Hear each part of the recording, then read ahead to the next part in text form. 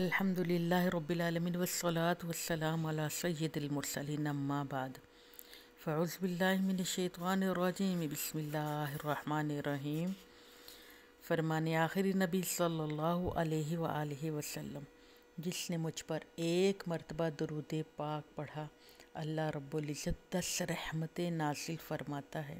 सल्लु अलल हबीब सल्लल्लाहु अला मुहम्मद सल्लल्लाहु अलैहि व आलिहि वसहबी व बारिक वसल्लम। जी, वाक़या मेराज, आज इसका दूसरा हिस्सा। मस्जिद अक्सा, जब मेरे आका अलैहिस्सलाम ने इमामत करवाई तमाम अम्बिया कराम की, आप इमामुल अम्बिया बने और तमाम अम्बिया कराम आपके मुक्तदी बने। आदम अलैहिस्सलाम से लेकर जनाब ईसा अलैहिस्सलाम तक कायनात को दिखा दिया कि जो पीछे आने वाला वो आज सबसे आगे खड़ा है। वल अव्वलु वल आखिरु। मस्जिद अक्सा से फरागत के बाद बुलंदी का सफ़र शुरू होगा। मेरे हजूर अलैहिस्सलातु वस्सलाम फरमाते हैं, ये समा भी बड़ा अजीब था। फरमाते कि मुझे ऊपर ले जाया गया, तमाम मलाइका के साथ तमाम अम्बिया कराम। आप फरमाते हैं कि इन सब से मैं जब मिलने के बाद फिर मेरा आसमान का सफ़र, फिर मुझे ऊपर ले जाया गया, फिर मुझे बुलंदी की तरफ। आँख झपकते ही पहला आसमान आ गया। जिब्राइल ने दरवाज़ा खटकाया। दरबान ने कहा, कौन है? जिब्राइल ने कहा कि मैं हूँ। तुम्हारे साथ कौन है? दरबान ने कहा। जिब्राइल ने अर्ज़ किया, मोहम्मद सल्लल्लाहु अलैहि वसल्लम। दरबान ने कहा, मरहबा, इन्हीं के लिए खोले जाएंगे दरवाजे। पहला दरवाज़ा खोला गया। आदम अलैहिस्सलाम ने आपको खुश आमदीद कहा। फिर वहाँ से दूसरे आसमान पर पहुँचे। दूसरे आसमान पर याहया अलैहिस्सलाम और हज़रत ईसा अलैहिस्सलाम ने आपको मिराज शरीफ की मुबारकबाद दी। तीसरा आसमान आया तो जनाब यूसुफ अलैहिस्सलाम से आपकी मुलाकात हुई। चौथे आसमान पर गए तो जनाब अदरीस अलैहिस्सलाम ने आपको खुश आमदीद कहा। पाँचवें आसमान पर जनाब हारून अलैहिस्सलाम और छठे आसमान पर हज़रत मूसा अलैहिस्सलाम। सातवें आसमान पर हज़रत इब्राहीम अलैहिस्सलाम से आपने मुबारकबादियाँ वसूल की। फिर उसके बाद मेरे आका फरमाते, सिदरतुल मुंतहा तक हम पहुँच गए। यहाँ पर पहुँचकर जिब्राइल ने अर्ज़ की कि या रसूलल्लाह, अगर मैं एक भी बाल बराबर भी आगे बढ़ूं तो अल्लाह ताला की तजल्लियात अनवार से मेरे पर को जलाकर वो राख कर देंगे। यहाँ पर मेरा मकाम इंतहा होता है। यहाँ से मैं एक पल बराबर भी आगे नहीं जा सकता। मिदाज नबूवत में मुल्ला मुईनुद्दीन काशफी रहमतुल्लाह फरमाते हैं, हज़रत इब्राहीम अलैहिस्सलाम को जब आग में फेंका जा रहा था तो जिब्राइल ने हाजिर होकर अर्ज़ की थी कि मैं खादम की हैसियत से हाजिर हुआ हूँ, कोई हुक्म हो तो फरमा दीजिए। इब्राहीम खलीलुल्लाह ने कहा, तुम्हारे साथ कोई हाजत नहीं। फिर जिब्राइल ने अर्ज़ किया, अल्लाह की बारगाह में अर्ज़ कर दीजिए कि मुझे आग में डाला जा रहा है। इब्राहीम खलीलुल्लाह ने फरमाया, वो जानता है कि उसका खलील आग में जा रहा है। फिर जिब्राइल ने तीसरी बार फिर कहा, कोई पैगाम हो तो वही दे दीजिए ताकि मैं रब ताला की बारगाह में पहुंचा दूं। और मज़ीद जिब्राइल ने कहा, मैं वहां जा सकता हूं जहां ना कोई नबी, ना कोई रसूल, ना कोई फ़रिश्ता जा सका। मैं अल्लाह ताला की हजूरी में बड़ा ही मुकर्रब हूँ। तो फिर इब्राहीम अलैहिस्सलाम ने कहा, इसकी भी मुझे ज़रूरत नहीं। जिब्राइल और इब्राहीम अलैहिस्सलाम की इस गुफ्तगू को मेरे आका अलैहिस्सलाम बसूरत नूर हज़रत खलीलुल्लाह की पेशानी में मुशाहदा फरमा रहे थे। आज जब जिब्राइल ने अर्ज़ की, मैं इससे आगे नहीं जा सकता, तो मेरे आका अलैहिस्सलाम ने फरमाया, जिब्राइल, तूने मेरे दादा हज़रत खलीलुल्लाह को कहा था कि मैं वहाँ पर जा सकता हूँ जहाँ कोई भी नहीं जा सकता। मैं कुर्बान जो मेरे मुस्तफ़ा करीम ने कहा, जिब्राइल, मैं वहाँ, तूने कहा था मैं वहाँ जा सकता हूँ जहाँ कोई नहीं जा सकता, मगर आज میں وہاں جا رہا ہوں جہاں تو بھی نہیں جا سکتا۔ جبرائیل تیرا کوئی پیغام ہے تو بتا تاکہ میں رب کی بارگاہ تک پہنچا دوں۔ اللہ تعالیٰ خود قرآن میں فرماتا ہے اِنَّکَ أَرْسَلْنَاكَ شَاہِدًا، اے حبیب ہم نے آپ کو مشاہدہ فرمانے والا بنا کر بھیجا۔ حضرت جبرائیل علیہ السلام نے عرض کی یا رسول اللہ مجھے اس کی منظوری رب تعالیٰ سے دلوا دیں کہ جب آپ کی امت پل صراط سے گزرے تو میں اپنے پروں کو بچھا دوں اور آپ کی امت اس کے اوپر سے گزر جائے، کیونکہ جبرائیل کو بھی پتہ تھا کہ میرے نبی کو اپنی امت سے بہت پیار ہے۔ جبھی تو جبرائیل نے کہا کہ آپ کی امت کے لیے میں قیامت کے دن پر بچھا دوں اور وہ اس کے اوپر سے گزر جائے پل صراط پر۔ اور پل صراط کا منظر بھی عجیب ہے، جبرائیل کے پر بچھے ہوں گے، سید عالم صلی اللہ علیہ وآلہ وسلم دعا فرماتے ہوں گے رب سلم امتی رب سلم امتی، اے اللہ میری امت کو سلامتی کے ساتھ گزار دے۔ کتنا خوبصورت منظر ہوگا۔ رضا پل سے اب وجد کرتے گزریے کہ ہے رب سلم صدائے محمد صلی اللہ علیہ وسلم۔ اب مقام سدرہ کے قریب میرے حضور سید عالم صلی اللہ علیہ وسلم نے اونٹوں کی قطاریں دیکھی جو دور سے گزرتی ہوئی جا رہی تھی۔ آپ نے جبرائیل سے کہا کہ یہ اونٹ کیسے ہیں، اور ہر اونٹ کی پشت پر صندوق رکھے ہوئے ہیں۔ آپ نے غور کرنا، جبرائیل نے کہا یا رسول اللہ میری پیدائش سے کئی سال پہلے یہ قطاریں ایسے ہی گزر رہی ہیں، مجھے تو ان کا کوئی علم نہیں۔ آپ نے کہا کہ میں نہیں جانتا، تو حضور نے فرمایا کہ ان کو دیکھے نا کیا ہے۔ جب آپ نے زیادہ اصرار کیا تو رب نے کہا کہ دیکھ لو۔ میرے حضور گئے تو بسم اللہ الرحمن الرحیم پڑھ کر ایک اونٹ کو آپ نے بلایا اور اس کا تالا کھولا، جو اس کے اوپر صندوق رکھی ہوئی تھی، تو اس کا تالا کھل گیا۔ پھر آپ نے دیکھا تو اس کے اندر انڈوں سے وہ بھرا ہوا ہے، اور ہر انڈے پر بھی تالا لگا ہوا ہے، قفل لگا ہوا ہے۔ پھر جبرائیل نے کہا یا رسول اللہ بسم اللہ الرحمن الرحیم پڑھ کر تالا کھولیں، تو انڈا کھولا تو اس کے اندر خشخاش کے دانوں سے بھرا ہوا ہے، اور ہر خشخاش کے دانے پر بھی تالا لگا ہوا ہے۔ آپ نے بہت غور سے، بہت آپ کے دل کو سکون ملے گا، اور ہر دانے پر بھی تالا لگا ہوا ہے۔ پھر میرے آقا علیہ الصلوۃ والسلام پھر بسم اللہ الرحمن الرحیم پڑھ کر اس خشخاش کے دانے کو کھولا تو اندر ایک جہان آباد تھا، بہت زیادہ بڑا ایک جہان آباد تھا، ایک بہت بڑا شہر تھا، ایک عظیم و شان بہت بڑا مجمع تھا، اجتماع ہو رہا تھا۔ ایک مقرر مولانا صاحب تقریر کر رہے تھے کہ زمین پر پانی ہے، اس پانی پر مٹی کا ایک طوطا ہے، اس طوطے پر نبی آخر الزماں صلی اللہ علیہ وآلہ وسلم نے اعلان نبوت فرما دیا ہے، لوگوں جب تک ہم ان پر ایمان نہیں لائیں گے ہماری نجات نہیں ہو سکتی۔ جبریل نے فوراً اٹھ کر کہا کہ میں جبرائیل ہوں، اور یہ میرے ساتھ نبی آخر الزماں محمد مصطفیٰ صلی اللہ علیہ وآلہ وسلم ہے۔ اس وقت ان تمام لوگوں نے آپ کو دیکھا اور کلمہ پڑھا اور اسلام میں داخل ہو گئے۔ پھر جبرائیل نے اسی طرح اس قفل کو بند کیا، اور پھر اس خشخاش کے دانے کو بند کیا، پھر انڈے میں رکھا، پھر اس کو بند کیا، اور پھر اس اونٹ کو بھی اس قطار میں چلا دیا۔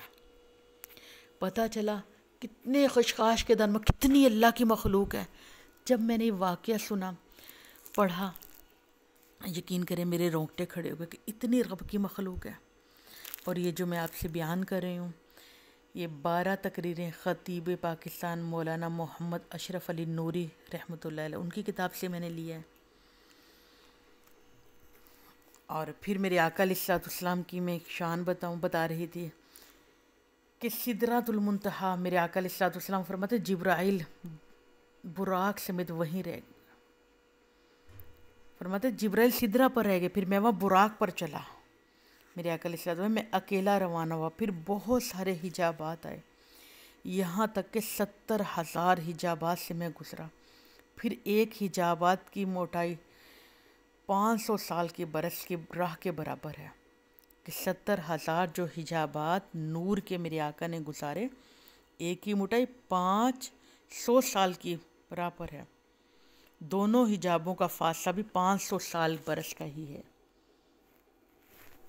آپ فرماتے کہ میں براق کی سواری پر پہنچتے پہنچتے پھر میں آگے رک گیا، میرا براق آگے نہیں چل سکا۔ پھر میں نے سبز رنگا ایک رف دیکھا جو ظاہر و اس کی روشنی سورج کی روشنی کو بھی ماند کر رہی تھی، اتنا وہ روشن چمکدار وہ رف تھا۔ آپ نے پھر اس رف پر سوار ہوئے، پھر چلتے رہے یہاں تک کہ عرش کے پائے تک پہنچ گئے۔ پھر آپ فرماتے ہیں کہ پھر میں عرش پر پہنچا، فرمایا عرش نے میرے دامن کو تھام لیا۔ پھر میرے آقا علیہ الصلوۃ والسلام فرماتے ہیں پھر آگے حجابات تمام پردے اٹھتے رہے۔ پھر میں ادنا منی یعنی کہ سفر شروع ہوا، ایک محبت بھری پھر مجھے وہاں آواز آئی، ادنو منی قریب آ جاؤ۔ میں اور قریب ہوا، پھر کا اور قریب آ جاؤ، میں اور قریب گیا۔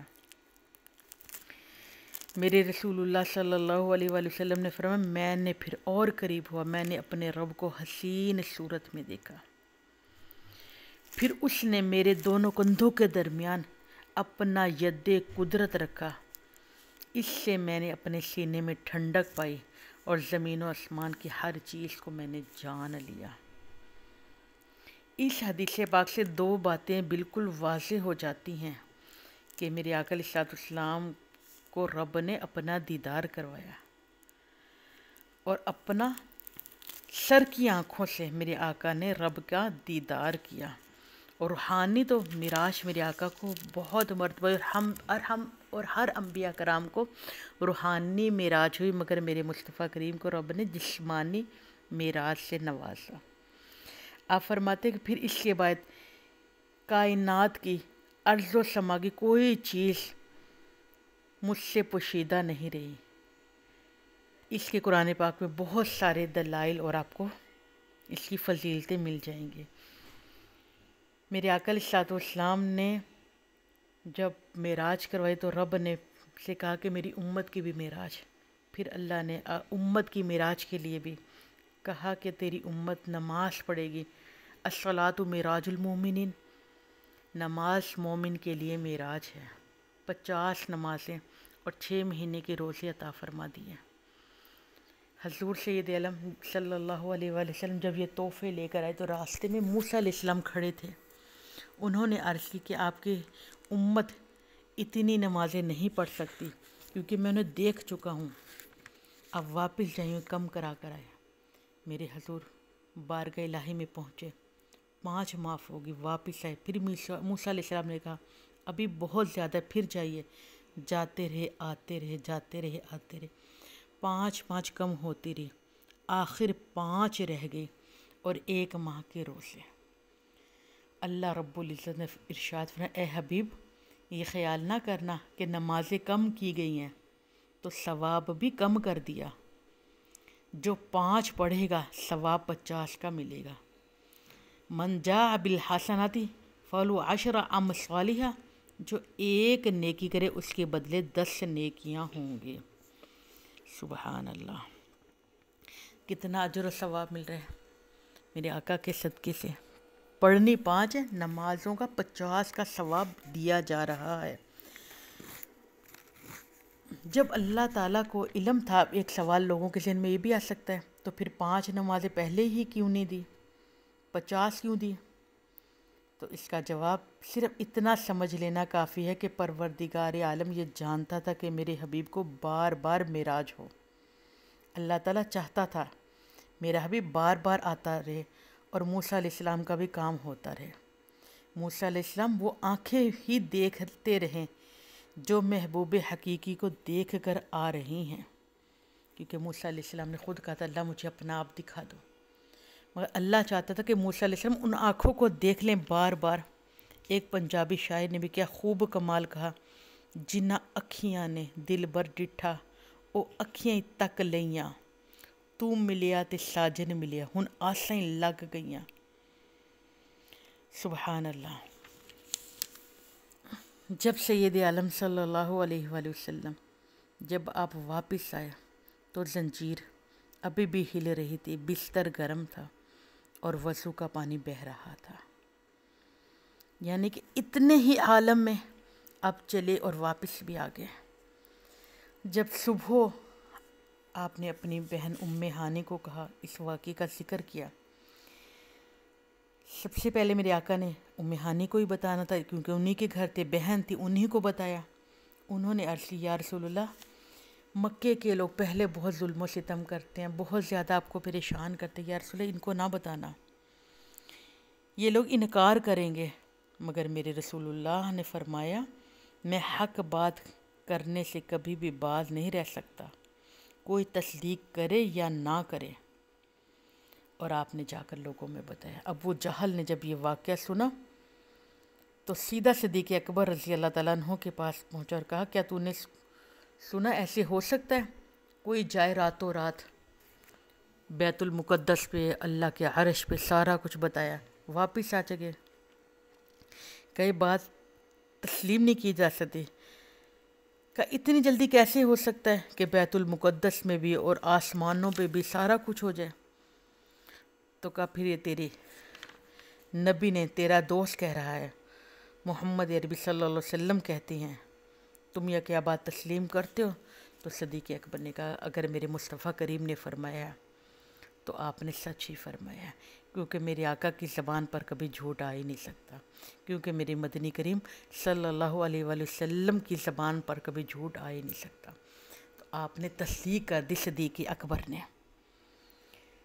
अब लोगों में शोर हो गया, लोग तरह तरह के बहाने ढूंढने लगे, तरह तरह से परेशान करने शुरू कर दिया। अबू जहल ने मेरे आका को कहा कि आप ये बात पूरी कौम के सामने भी कह सकते हो? आपने कहा, हाँ बेशक मैं कहने को तैयार हूँ। अब कुफार को बुलाया गया, एक मजमा लग गया, अब तमाम कबीले के लोग आ गए, मैदान में लोग जमा हो गए, तरह तरह के सवाल किए जा रहे हैं। और मेरे मुस्तफ़ा करीम सल्लल्लाहु अलैहि वसल्लम ने जब सारा वाक़या सुनाया तो लोग तालियां बजाने लगे और मजाक उड़ाने लगे और फ़िक्रे कसने लगे, मेरे आका को सताने लगे, हर तरह की बदतमीज़ी से करने लगे। एक काफिर ने कहा, हमें मालूम है कि आप आज तक बैतुल मुक़द्दस नहीं गए, बताएं कि इसके सतून कैसे हैं? चलो आसमान को तो छोड़ो, पहले बैतुल मुक़द्दस के बारे में बताओ। तौबा नौज़ुबिल्लाह। उन्होंने कहा, दरवाज़े कितने हैं, सतून कितनी है? मेरे मुस्तफ़ा करीम कुछ देर के लिए ठहरे। अब ये आपने गौर करना है, अगर मैं कहूँ ना, लाहौर की बादशाही मस्जिद कई मरतबा मैंने भी देखी हुई, आप लोगों ने भी देखी होगी, मगर सही तरीके से हम बता नहीं सकेंगे, क्योंकि एक ही दफ़ा में इंसान कितना कुछ याद कर लेता है।